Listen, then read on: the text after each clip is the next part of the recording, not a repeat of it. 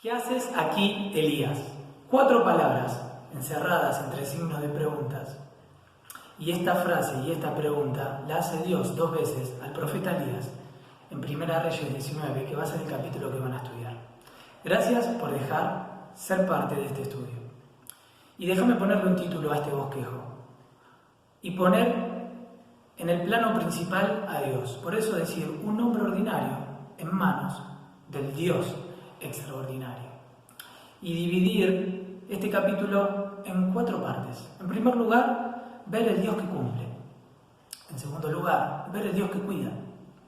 En tercer lugar, ver el Dios que confronta. Pero en cuarto y último lugar, ver el Dios que comisiona. El Dios que cumple. Primera Reyes, capítulo 19. Lo vemos a Elías huyendo, queriendo meterse en un enebro y después en una cueva. Pero el capítulo 19, mira, no te voy a decir una novedad, viene posterior del capítulo 18 y del capítulo 17. Y en el capítulo 17, para empezar a ver este punto donde Dios cumple, la vida de Elías empieza en este capítulo. Es descrita en este capítulo, en el Primera Reyes 17, y es abruptamente, confrontando al rey Acab, diciéndole: vive Jehová en cuya presencia estoy, que habrá sequía por mi palabra. El pueblo de Dios, Israel, ya estaba dividido en el reino del norte, el reino del sur, y como todo profeta estaba luchando con la religiosidad, pero venían ya de muchos años donde se había instaurado el culto a Baal, ¿sí? Y a las diosas Astarté o a la diosa Sera. Y esto venía por parte del rey Acab, que se había casado con Jezabel. Una mujer perversa, por cierto, que servía a Baal y quería desterrar el nombre de Dios en Israel. Y Elías, como dice Santiago, era un hombre sujeto a pasiones, pero dice que oró fervientemente. Y todo eso no lo sabemos en lo anterior, de qué familia vino, qué estudios tuvo, cómo fue el llamado de Dios. Solo sabemos desde Primera Reyes capítulo 17 que él entra en la historia confrontando al rey Acab, diciéndole que en cuya presencia él estaba iba a haber sequía. Esto lo hace huir e irse a Querit. Después de darle esta noticia tiene que huir, ir a Querit y ahí entrar en la escuela de Dios y ser alimentado por los cuervos y tomar agua de un arroyo que pronto se iba a secar. La escuela de Dios sigue cuando ese arroyo se seca y le dice: anda a Sarepta. El profeta obedece y va a Sarepta. Y ahí se encuentra con una viuda que reconoce que tenía pocos alimentos. Últimos alimentos, dice ahí, Primera Reyes 17, lee, lo extraordinario, que iba a comerlos y a echarse a morir. Y le da de comer y lo sustenta al profeta Elías, y ahí se produce otro de los milagros. La comida es abundante. Pero al correr el tiempo, el hijo de esta viuda muere. Y lo llama al profeta y le dice: profeta, ¿qué ha pasado? Y Elías tiene que orar a Dios. Y ese hijo es resucitado. Vuelve el llamado de Dios y le dice: volvé a Samaria, volvé a confrontar al rey Acab y decirle que va a venir, que va a cesar la lluvia.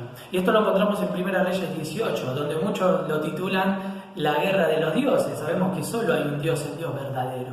Pero como decíamos, el pueblo de Israel estaba creyendo en dioses falsos como era Baal y Asera. Entonces el profeta reúne todo el pueblo, los confronta y le dice: ¿hasta cuándo van a claudicar? Y hace este desafío y le dice: traigan a los profetas de Baal, y el que haga descender fuego del cielo sobre el holocausto que habían puesto, ese será el verdadero Dios. Acab y los profetas de Baal aceptan el desafío y dice que por tiempo estaban haciendo sus cultos, sus danzas, sus ritos, hasta cortándose la sangre para ver quién era el que tenía el Dios verdadero. Dice que no pudieron hacer nada. Hasta Elías ahí en Primera Reyes 18 se burla diciendo: su Dios no los escucha, llámenlo más fuerte, tal vez está haciendo sus necesidades o se fue a otro lugar. Pero le toca al profeta Elías y dice que hace mojar el holocausto varias veces. Ora, y el fuego desciende y el holocausto es consumido, las piedras son consumidas, el polvo es consumido y hasta el agua que había en la zanja fue consumida. Manda a prender a los profetas de Baal y los mata. Y le dice al rey Acab: vuelve por tu camino, que la lluvia está en camino. Y ahí manda al criado a verlo 7 veces y dice que en una de esas veces aparece una nubecita como el puño de una mano. Y ahí empieza a correr atrás del carro del rey para protegerlo. varios kilómetros. Así termina el capítulo 18, pero si vos te diste cuenta en cada uno de estos detalles, Dios estaba cumpliendo con la oración de Elías. Porque cuando hay un hombre que se para en la brecha, Dios cuida de él. La vida de Elías es la evidencia que Dios cumple. Ahora, Primera Reyes 19, que es el capítulo que vamos a estudiar, empieza con el versículo 1 diciendo que Acab le dio las noticias a Jezabel. Y miren, cuando el león ruge es para paralizar al enemigo. Y esto es lo que estaba haciendo Jezabel, rugiendo bien fuerte. Dice que le manda un mensajero a decir que si al otro día él seguía vivo, el profeta Elías seguía vivo, ella misma se iba a encargar de él. Y ahí encontramos a Elías, al profeta de Dios, huyendo.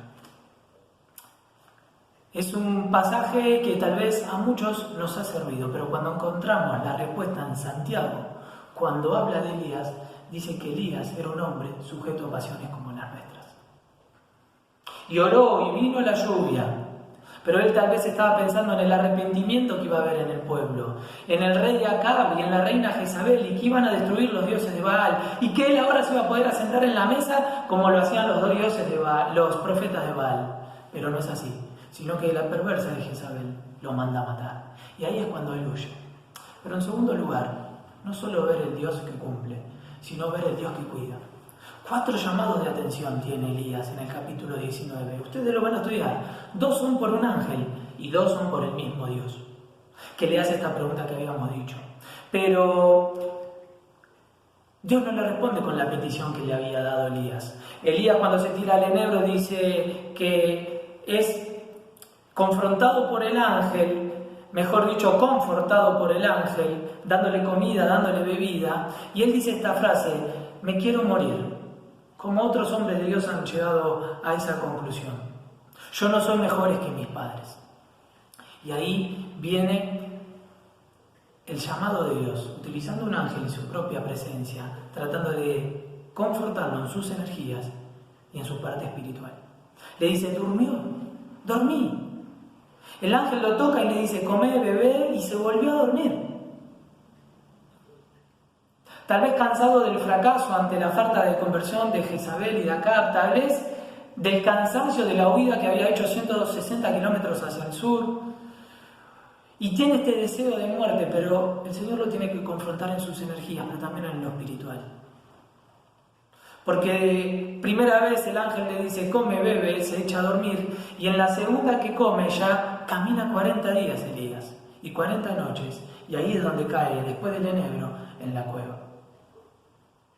Y ahí tiene una conversación con Dios, y hace esta pregunta a Dios: ¿qué haces aquí, Elías? Y miren el Dios que cuida. No le dice: ¿qué haces allí? ¿Qué haces aquí? Porque donde nosotros estamos, aún en los peores fracasos, Dios va a estar ahí con nosotros.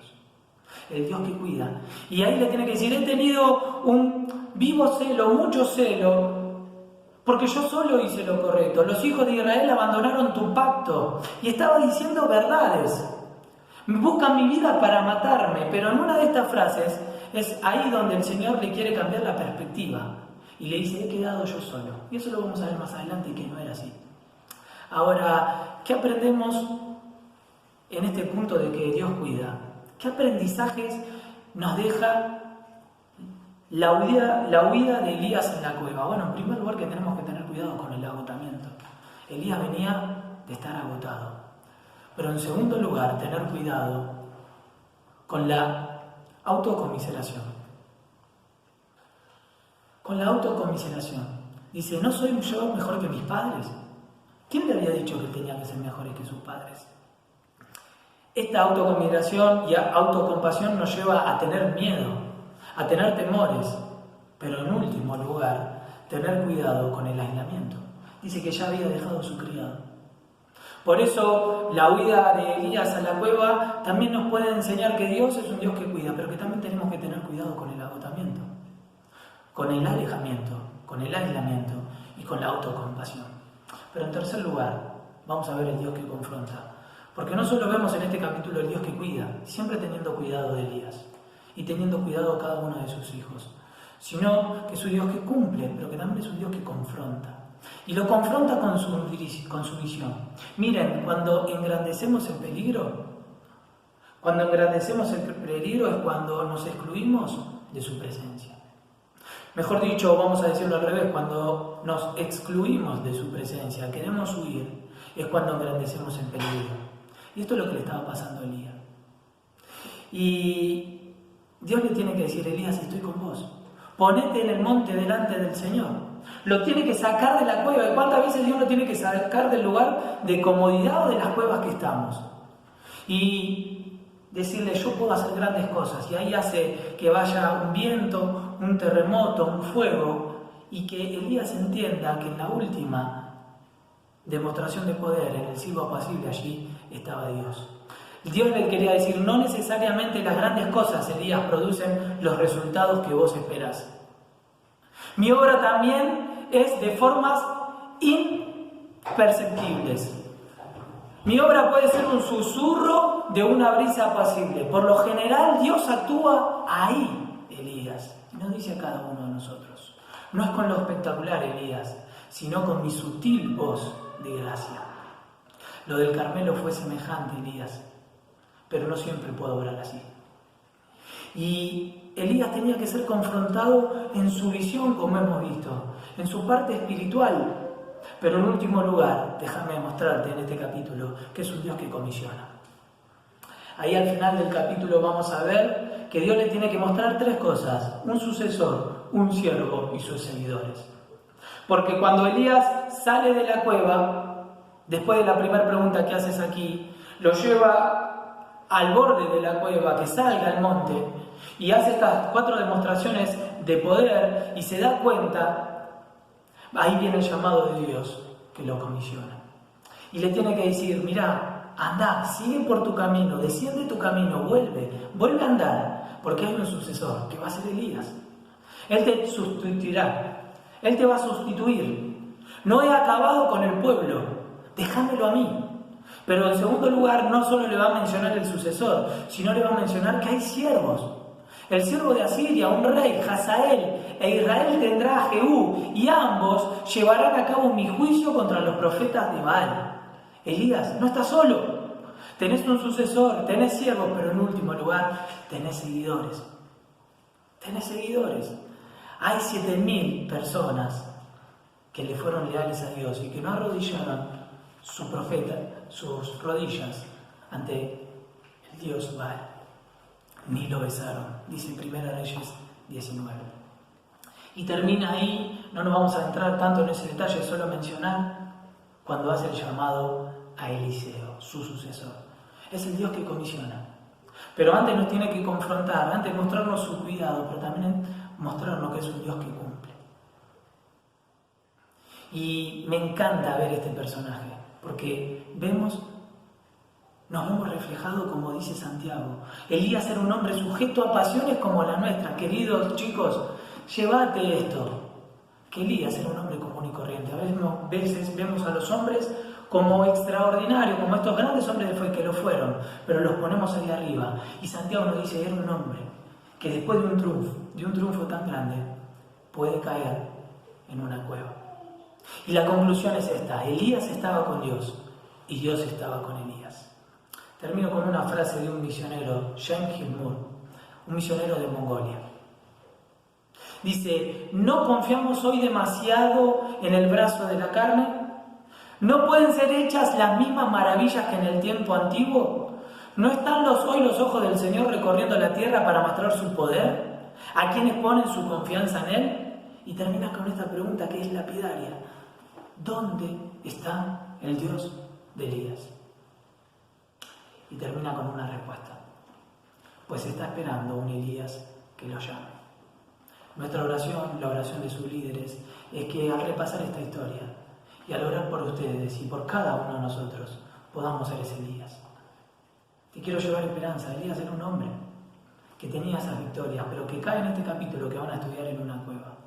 Pero déjame resaltar el Dios que está atrás de Elías, que es un Dios que cuida, que es un Dios que cumple. Es un Dios que nos va a confrontar, es un Dios que nos va a conmocionar para que volvamos a nuestro camino y hagamos lo que Él nos mandó a hacer. ¿Dónde está el Dios de Elías? Pues está esperando a alguien que lo llame. Que Dios te bendiga.